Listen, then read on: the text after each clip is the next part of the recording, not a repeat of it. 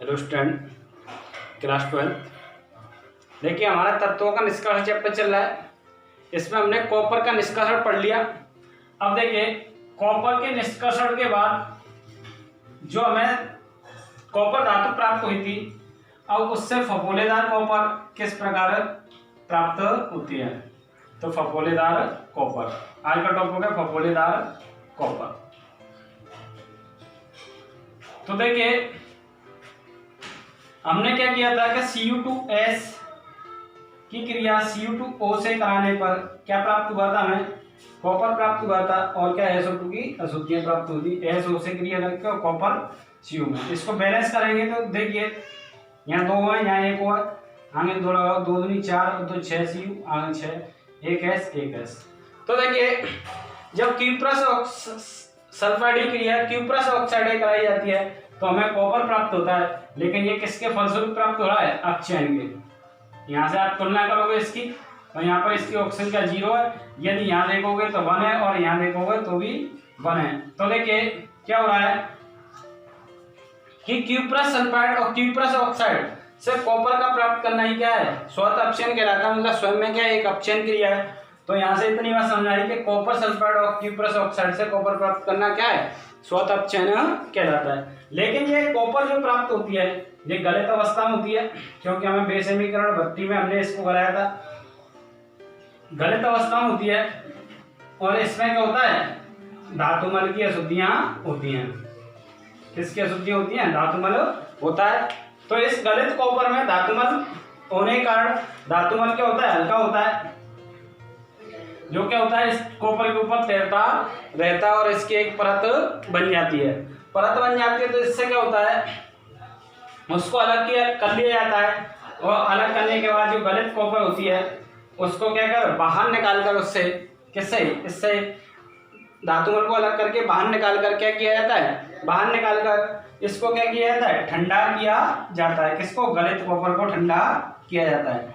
ठंडा करने पर क्या होता है, देखिए कि इसको जैसे आप ठंडा करते हो तो इसमें किसकी, SO2 की अशुद्धियां होती हैं। किसकी अशुद्धियां होती हैं, SO2 की। जब इसे आप ठंडा करते हो तो जो SO2 की अशुद्धियां हैं वो क्या होती हैं, बुलबुले के रूप में बाहर निकलती हैं। बुलबुले के रूप में बाहर निकलती हैं तो इससे क्या होता है, इसमें फफोले पड़ जाते हैं। इसलिए इसको फफोलेदार कॉपर या ब्लिस्टर कॉपर भी कहते हैं। और इसके अंदर जो होता है वो 98% क्या होता है, शुद्ध कॉपर होता है। शेष 2% क्या होती है, iron, sulphur, arsenic, zinc, cobalt, nickel आदि की अशुद्धियां होती हैं। तो इस प्रकार देखिए, हमने यहाँ से फफोलेदार कॉपर को समझा। क्या होता है, मैंने एक और पुनः सुना कि मैंने क्या हो रहा कि क्यूप्रस सल्फाइड क्रिया क्यूप्रस ऑक्साइड से कराई जाती है तो कॉपर प्राप्त होती है। लेकिन कॉपर का बनना क्या कहलाता है, स्वयं में एक अपचयनी क्रिया है, तो स्वतः अपचयन के द्वारा होती है। इसमें क्या होता है, जो गलित अवस्था में जो कॉपर होती है उसमें धातुमल होता है, और धातुमल क्या होता है, हल्का होने के कारण क्या होता है, इसकी एक परत बन जाती है। परत बनने के बाद क्या होता है, इसको कॉपर धातु से अलग कर लिया जाता है। अलग किए गए गलित धातु को क्या किया जाता है, फिर ठंडा किया जाता है। बाहर निकाल कर क्या किया जाता है, ठंडा किया जाता है। लेकिन इसमें क्या होती है, SO2 की अशुद्धियां होती हैं। जब इसे ठंडा किया जाता है तो जो SO2 की अशुद्धियां होती हैं वो बुलबुले के रूप में बाहर निकलती हैं, इसलिए इसमें फफोले पड़ जाते हैं। इसीलिए इसको फफोलेदार कॉपर या ब्लिस्टर कॉपर कहते हैं। इससे जो कॉपर प्राप्त होती है उसमें 98% शुद्ध कॉपर और शेष आयरन, सल्फर, आर्सेनिक, जिंक और कोबाल्ट, निकेल की अशुद्धियां पाई जाती हैं। इस प्रकार फफोलेदार कॉपर का निर्माण कर लिया जाता है। तो यहाँ से इतनी बात समझ आई। अब देखिए, लिखेंगे फफोलेदार कॉपर का शोधन। तो देखिए, फफोलेदार कॉपर के शोधन की 2 विधि होती है, जिसमें हम पहली विधि पढ़ेंगे दंड विलोडन विधि।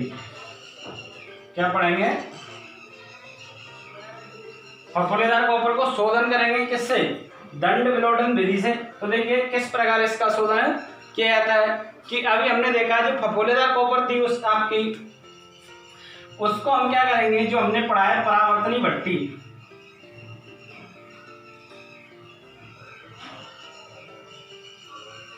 तो फफोलेदार कॉपर को इस भट्टी के अंदर डालेंगे,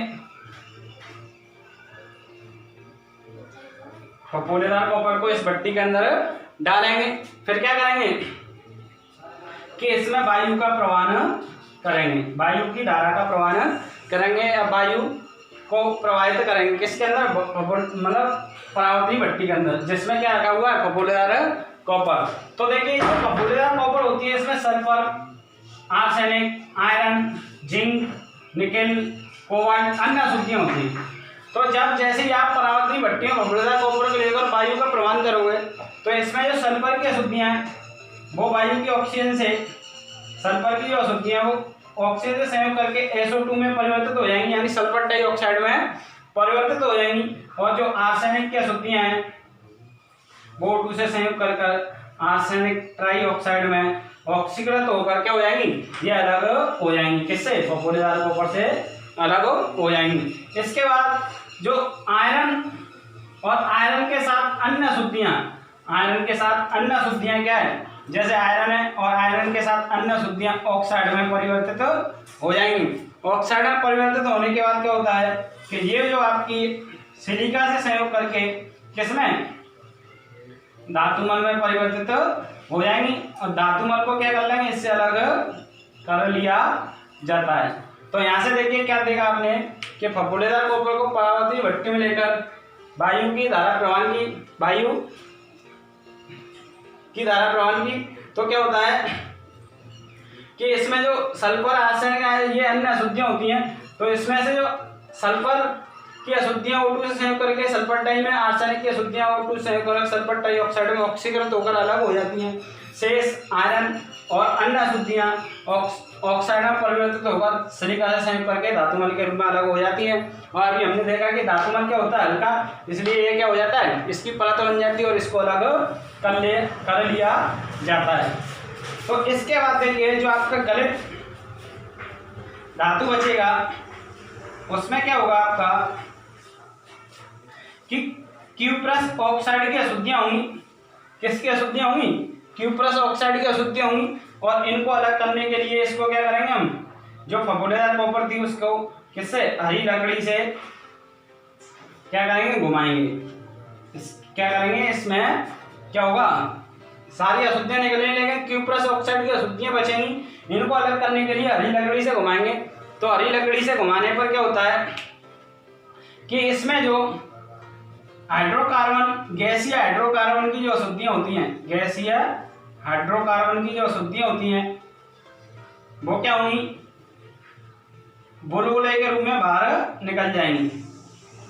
जब इसको घुमाओगे तो इस हरी लकड़ी को घुमाओगे फफोलेदार कॉपर में, तो गैसीय हाइड्रोकार्बन की जो अशुद्धियां होंगी वो क्या होंगी, बुलबुले के रूप में बाहर निकल जाएंगी और क्यूपर ऑक्साइड को किसमें, कॉपर में अपचयित कर देंगी। तो इस प्रकार हमें इससे 99.5% शुद्ध कॉपर शेष अन्य अशुद्धियां प्राप्त हो जाती हैं। इससे जो अशुद्धि मतलब कॉपर प्राप्त होती है वो शुद्ध कॉपर वो हरी लकड़ी से घुमाने पर होती है। तो इसलिए इसको लकड़ी से घुमाना, इसलिए इसको दंड विलोडन विधि कहते हैं। तो यहाँ से ये समझ में आया होगा। देखिए एक बार मैं पुनः आपको इसको रिवाइज करता हूँ। क्या बोला था मैंने कि फफोलेदार कॉपर को परावर्तनी भट्टी में लेकर क्या करते हैं, वायु की धारा प्रवाहन करते हैं, जिससे देखिए इससे पहले हमने पढ़ा कि इसमें फफोलेदार कॉपर में ये अशुद्धियां होती हैं। इससे क्या होता है, ये सल्फर की अशुद्धियां होती हैं, वायु के ऑक्सीजन संयोग करके सल्फर डाइऑक्साइड में, आर्सेनिक की अशुद्धियां होती है वो वायु के ऑक्सीजन संयोग करके सब आर्सेनिक ट्राइऑक्साइड में ऑक्सीकृत होकर अलग हो जाती हैं। और आयरन तथा अन्य अशुद्धियां ऑक्सीजन संयोग करके ऑक्साइड में परिवर्तित हो जाती हैं, जो कि सिलिका से संयोग करके धातुमल के रूप में अलग हो जाती हैं। तो धातुमल हल्का होता है इसलिए ये इसकी परत बन जाती है और ये अलग हो जाता है। और शेष इसमें क्या होता है कि गलत धातु में क्या होता है, क्यूपर ऑक्साइड की अशुद्धियां रह जाती हैं। इन अशुद्धियों को क्या करने के लिए, बाहर निकालने के लिए क्या किया जाता है, जो फफोलेदार कॉपर का आपके पास जो गलत मिश्रण था उसमें क्या करते हैं, गलत धातु थी उसको क्या करते हैं, हरी लकड़ी से घुमाते हैं। उसके अंदर हरी लकड़ी से घुमाने पर क्या होता है, जो इसके अंदर गैसीय हाइड्रोकार्बन की जो अशुद्धियां बच जाती हैं वो क्या है, बुलबुले के रूप में बाहर निकल जाती हैं और आपका क्यूप्रस ऑक्साइड कॉपर में अपचयित हो जाता है। इस प्रकार से 99.5% क्या होती है, कॉपर प्राप्त हो जाती है। जिससे क्या होता है, 99% शुद्ध कॉपर प्राप्त हो जाती है। और ये कॉपर किससे प्राप्त हो रही है, आपको हरी लकड़ी से घुमाने पर हो रही है, इसलिए इसको दंड विलोडन विधि भी कहते हैं। तो यहाँ से आपके ये दोनों टॉपिक खत्म होते हैं। इसके बाद पढ़ेंगे आयरन का निष्कर्षण, उसके बाद आपका एल्यूमिनियम और जिंक। तो आज के लिए इतना ही, धन्यवाद।